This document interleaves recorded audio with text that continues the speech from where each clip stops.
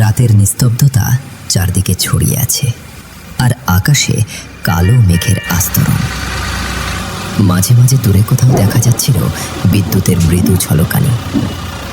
এমন বিভীষিকাময় রাতে কাঁচা রাস্তার মাথায় দাঁড়িয়ে আছে একজন তরতাজা যুবক। বয়স 28-30 বছর। নাম তার শুভম। কাঁধে একটি কালো ব্যাগ ঝুলছে, আর ডান হাতে শক্ত করে ধরে রেখেছে একটি মাটির হাঁড়ি। হাঁড়িটির মুখ সাদা কাপড় দিয়ে ভালোভাবে মোড়ানো। সেই হাঁড়ির ভেতরেই রয়েছে তার বাবার অস্থি। চারপাশে আবার নেমে এলো গভীর নীরবতা। সে চারদিকে চোখ বুলিয়ে দেখল, রাস্তার পাশে কয়েকটি বড় বড় গাছ আর কিছু ঝোপঝাড় ছাড়া আর কিছুই চোখে পড়ল না। না কোনো রিক্সা, না কোনো মানুষের ছায়া। বড্ড ঝামেলায় পড়লাম তো। একেই তো অচেনা পথ, ছোটবেলায় এসেছিলাম একবার। এখন যদি কোনো গাড়ি না পাই তাহলে যাই, সামনে এগোতে লাগলে হয়তো কোনো কিছু নিশ্চয়ই পাবো। শুভম নিজের মনেই কথাটা বলে হাতে থাকা হাঁড়িটা বুকে জড়িয়ে ধরে মাটির সরু কাঁচা রাস্তা ধরে হাঁটতে শুরু করলো। শুভমের বাবা 3 দিন আগে মারা গেছেন। বাবার শেষ ইচ্ছা ছিল গ্রামের শ্মশানের পাশ দিয়ে বয়ে যাওয়া চন্দনা নদীতে যেন তার অস্থি বিসর্জন দেওয়া হয়। সেই ইচ্ছা পূরণ করতেই এত দূর থেকে এই গ্রামে এসেছে শুভম। ইস, বাসটা যদি দেরি না করতো তাহলে এতক্ষণ কাজ শেষ করে ফিরে যেতে পারতাম। আকাশের পরিস্থিতিও দেখছি বেশ খারাপ, কখন যে কি হয়। না, কোথায় কি, কাউকেই তো দেখতে পাচ্ছি না। হায় ভগবান, এই যাত্রায় একটা ব্যবস্থা করে দাও। কিছুক্ষণ অপেক্ষা করার পরও যখন কোনো গাড়ির দেখা মিলল না, তখন সে আবার হাঁটতে লাগলো। আশপাশের ঝোপঝাড় থেকে ভেসে আসা ঝিঁঝি পোকার ডাক আর শিয়ালের হুক্কা হুয়া তার মনে এক অজানা ভয়ের সৃষ্টি করছিল। হাঁটতে হাঁটতে হঠাৎ পেছন থেকে তার কানে ভেসে এলো কিছু একটা অদ্ভুত আওয়াজ। আওয়াজটা কিছুটা সাইকেলের ক্ষীণ ঘণ্টার শব্দের মতো। শুভম ধীরে ধীরে পেছন ফিরে তাকালো। অন্ধকার রাস্তার মধ্যে একটি টিমটিমে আলো এগিয়ে আসতে দেখতে পেল সে। আলোটা কাছে আসতেই স্পষ্ট হলো একটি সাইকেল, যার হ্যান্ডেলে ঝুলছিল একটি কেরোসিনের হারিকেন। সাইকেলটি শুভমের সামনে দিয়ে চলে যেতে লাগলো।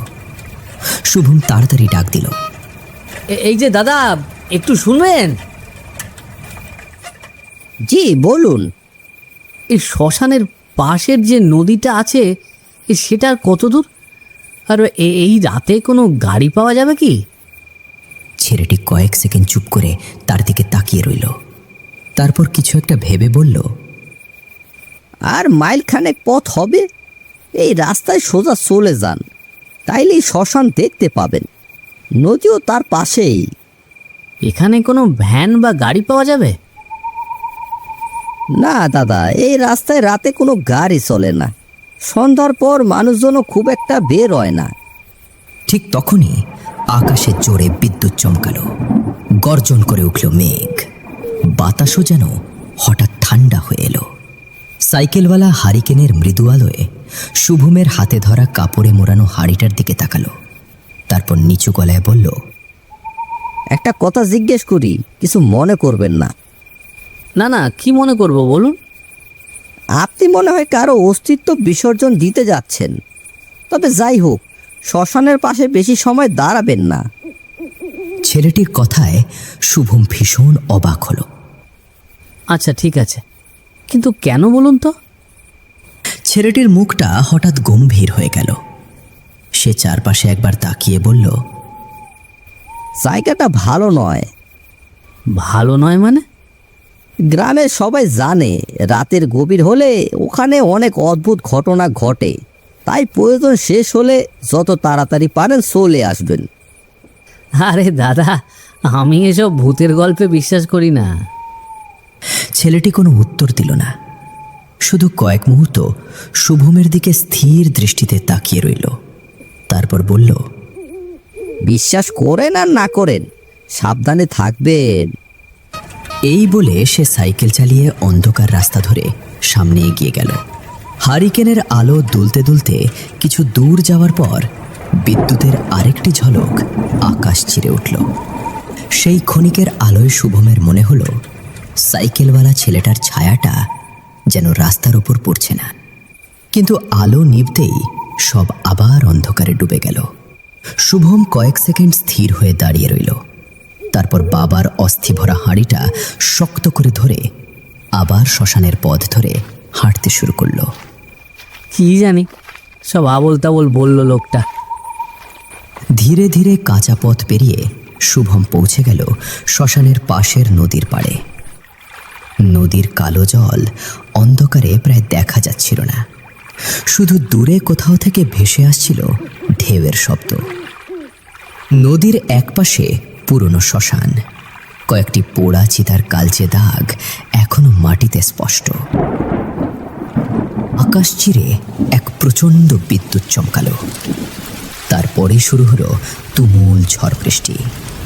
ঝোড়ো বাতাসে শুভম কোনো মতে দাঁড়িয়ে থাকার চেষ্টা করছিল, কিন্তু ঝড়ের প্রকোপ এতটাই ভয়ঙ্কর ছিল যে সে বারবার টাল খেয়ে যাচ্ছিল। এ কোন নতুন বিপদ হাজির হলো? এইভাবে তো দাঁড়িয়ে থাকা অসম্ভব, কিন্তু কোথায় যাব? ঠিক তখনই বিদ্যুতের আলোয় তার চোখ পড়ল শ্মশানের একটু পাশেই দাঁড়িয়ে থাকা ছোট্ট একটি কোণে ঘরের দিকে। ঘরটা এতক্ষণ তার চোখে পড়েনি।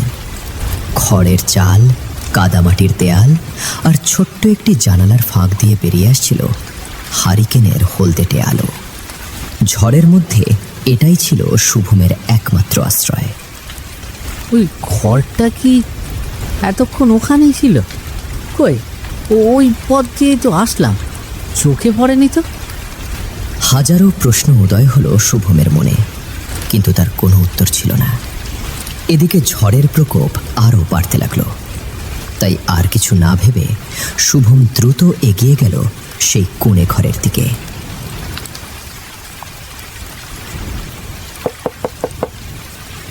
দরজায় কয়েকবার টোকা দিতেই ঘরের দরজা খুলে বেরিয়ে এলেন একজন বৃদ্ধা। বয়স 70-এর মতো হবে। বয়সের ভারে মাজা সোজা করে দাঁড়াতে পারছিলেন না। মাথায় সাদা ধবধবে চুল, কপালে গভীর ভাঁজ, গায়ে পুরনো সাদা শাড়ি। কিন্তু সবচেয়ে অদ্ভুত ছিল তার চোখ দুটো। হারিকেনের আলোয় চোখ দুটো অস্বাভাবিকভাবে উজ্জ্বল মনে হচ্ছিল। বৃদ্ধা কিছুক্ষণ চুপচাপ শুভমের দিকে তাকিয়ে রইলেন। তারপর কর্কশ গলায় বললেন, এই ঝড়ের রাতে কে তুমি বাবা? আমার নাম শুভম। ঝড়ের মধ্যে আটকে গেছি ঠাকুমা, যদি একটু আশ্রয় দেন। বৃদ্ধার চোখ তখন ধীরে ধীরে নেমে গেল শুভমের হাতে ধরা কাপড়ে মোড়ানো হাড়িটার দিকে। তিনি কয়েক মুহূর্ত স্থির হয়ে সেটার দিকে তাকিয়ে রইলেন। তুমি অস্থি নিয়ে এসেছ? শুভম কিছুটা ইতস্তত হয়ে উত্তর দিল, জি, আমার বাবার অস্থি। বৃদ্ধা খানিকক্ষণ চুপ করে রইলেন, যেন কিছু একটা বোঝার চেষ্টা করছেন। এরপর আর কোনো প্রশ্ন না করে শুভমকে ভেতরে আসতে বললেন। আজকের রাতটা খুব খারাপ বাবা, ভেতরে এসো। বাইরে দাঁড়িয়ে থাকলেই সর্বনাশ হবে। শুভম কিছুটা দ্বিধায় পড়লেও ঝড়ের তাণ্ডব দেখে শেষ পর্যন্ত ঘরের ভেতরে পা রাখল। শুভম বৃদ্ধার ঘরে ঢুকতেই বাইরে বৃষ্টির তাণ্ডব আরও বেড়ে গেল। ঘরের ভেতরে একটি পুরনো হারিকেন মিটমিট করে জ্বলছিল। হারিকেনের ম্লান আলোয় দেখা যাচ্ছিল কয়েকটি পুরনো আসবাব, দেওয়ালে ঝোলানো কিছু বিবর্ণ ছবি, আর এক কোণে একটি পুরনো জলচৌকি। জল দেব? না না, লাগবে না। তাহলে তুমি ওই চৌকিতে বসো বাবা, আমি পাশের ঘরে যাই। এই বলে তিনি পাশের ঘরে চলে গেলেন। শুভম বাবার হাড়িটা হাতে নিয়ে বসে বসে বৃষ্টি থামার জন্য অপেক্ষা করতে লাগলো। এদিকে কয়েক মিনিট সময় পেরিয়ে গেল। হঠাৎ পাশের ঘর থেকে অদ্ভুত ধরনের ফিসফিসে শব্দ ভেসে আসতে লাগলো। প্রথমে মনে হলো কয়েকজন মানুষ আস্তে আস্তে কথা বলছে। তারপর সেই শব্দের সঙ্গে মিশে গেল খচখচ খটখট ধরনের অস্বাভাবিক আওয়াজ। এমন অদ্ভুত আওয়াজ কিসের? বৃদ্ধা তো একাই ছিলেন, তাহলে ভেতরে আর কারা? শুভম ধীরে ধীরে উঠে দাঁড়ালো। সাবধানে কয়েক পা এগিয়ে গেল পাশের ঘরের দরজার দিকে। বাইরে তখন বজ্রপাতের আলো বারবার ঘরটাকে আলোকিত করে আবার অন্ধকারে ডুবিয়ে দিচ্ছে। শুভম নিঃশব্দে দরজার ফাঁক দিয়ে ভেতরে তাকালো, আর যা দেখল তাতে তার বুকের ভেতরটা হিম হয়ে গেল। হায় ভগবান, হে আমি কি দেখছি? এরা তো মানুষ নয়। তাহলে কি সেই ছেলেটির কথাই সত্য?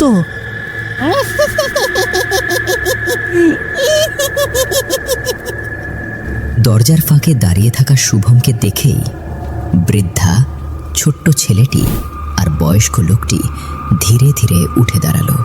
তাদের ঠোঁটের কোণে তখন ভয়ঙ্কর বিকৃত হাসি। পুরো ঘর কাঁপিয়ে এক অট্ট হাসিতে ফেটে পড়ল তারা। বাইরে বজ্রপাত হলো, সেই আলোয় তাদের ছায়াগুলো দেয়াল জুড়ে লম্বা হয়ে উঠল। শুভম ভয়ে কয়েক কদম পিছিয়ে গেল। কে কে কে তোমরা? দয়া করে আমাকে ছেড়ে দাও। ছেড়ে দেব? তোকে ছেড়ে দেব বলছিস? একটু পরেই তো তুই আমাদের রাতের খাবার হবি রে। দাদি, ওকে খেতে ভীষণ মজা হবে।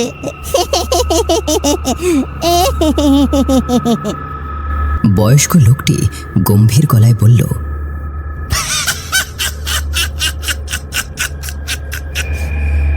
ঠিকই বলেছিস বাবা, এতদিন পর আমাদের হিসেব মেটানোর সময় এসেছে। আমি কি করেছি? আমি তো তোমাদের চিনিও না। কিন্তু আমরা তো চিনি তোর বাবাকে। তোর বাবার শেষ ইচ্ছে আর কোনোদিনই পূরণ হবে না রে।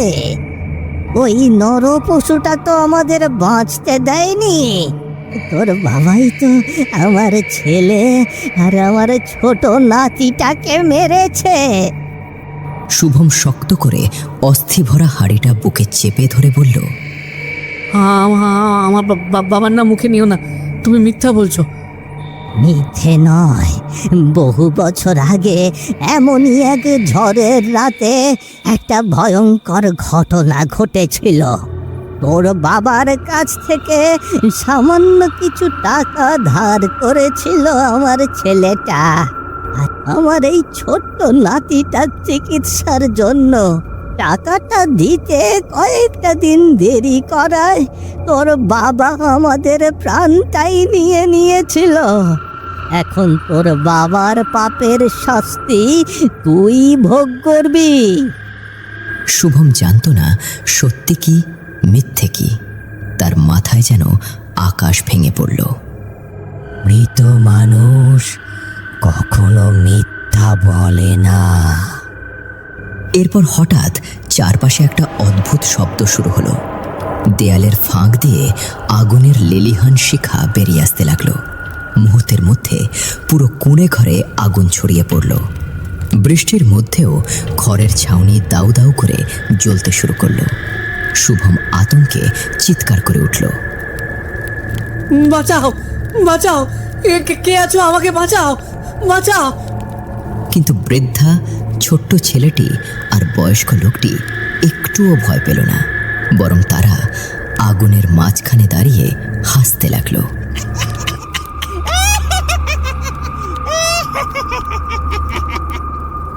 আগুন ক্রমশ চারদিক গ্রাস করতে লাগলো। শুভম মরিয়া হয়ে দরজার দিকে ছুটল, কিন্তু আগুন, ধোঁয়া আর আতঙ্কে চারপাশ অদৃশ্য হয়ে যাচ্ছিল। তার শেষ চিৎকার ঝড়ের রাতে মিলিয়ে গেল। তারপর সবকিছু নিস্তব্ধ। শুভম চোখ মেলে তাকিয়ে নিজেকে খুঁজে পেল শ্মশান ঘাটে। সে ধীরে ধীরে উঠে চারপাশে তাকালো, কিন্তু কোথাও গত রাতের সেই অভিশপ্ত কুঁড়ে ঘরটি দেখতে পেল না। না আছে কুঁড়ে ঘর, আর না আছে তার বাবার অস্থি। আমি বেঁচে আছি, কিন্তু কিভাবে? সেই বাড়িটা আর বাবার অস্থি, সব কিছু কোথায় গেল? তাহলে কি?